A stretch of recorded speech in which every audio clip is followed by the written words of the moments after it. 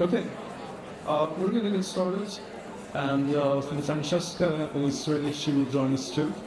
So thank you for staying, and we'll try to begin the conversation first with Christophe.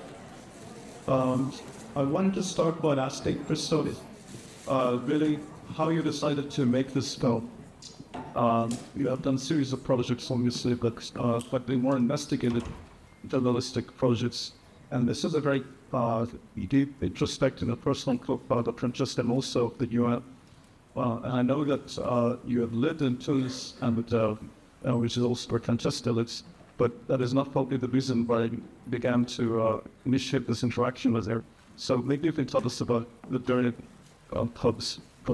Yes, it is not the only reason. We are, because you have to know, Francesca and I, we are neighbors in Tunisia, so we placed them. That's why we met at the very beginning. But it was the fate, because at the very beginning I wanted to, I think when October 23 starts, and we can observe many things could happen after it start to be like a network cleansing. And after Francesca talked about in the first report about possibility of genocide, and after genocide, it was very important for me as a journalist and as a documentarist to try to understand what United Nations can do and what United Nations cannot do. Because before I worked on about what happened in Rwanda in '94, about the genocide of the Tutsi, and now it became probably a new genocide in Gaza. So I really wanted to understand what are the mechanisms of United Nations. And but if I make a movie, I start like that. I make a movie. Okay, you have General Secretary, you have peacekeepers, blue helmets, you have humanitarian aid like UNRWA, for example. You have diplomats. You have many people in United Nations. And if I make a movie, documentary movie in that, I'm sure we will be very bored. And I cannot do that because it's not very interesting. It's part of maybe to make a book, but you don't make it in the. And at that time, at the moment, I met Francesca. And I said, her personality, the fact she's inside the United Nations because she's special reporter, but outside, so she's free to speak to people.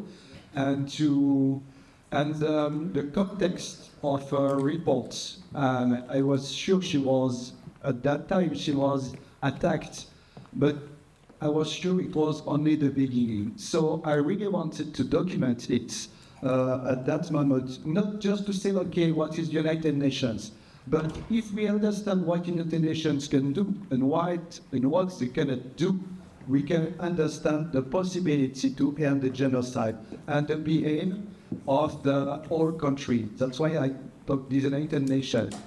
You understood, of course. It's not an attack. It's not a critique on the United Nations. It's a critique on the nations, some nations who are composing the United Nations. So, let me ask you this. We talk about the responsibility of nation states, but there's also responsibility of the media and the lobbies that are operating in the US and Europe, and you have been concerned about how the media is the situation and what is the behind the scenes happening to suppress those seen voices and the issue of genocide. Maybe you guys talk about how the documentary film can even address this question, and what are the challenges you face in trying to bring this stuff out. What is very important, it's when you work on genocide, there is a particularity with Gaza.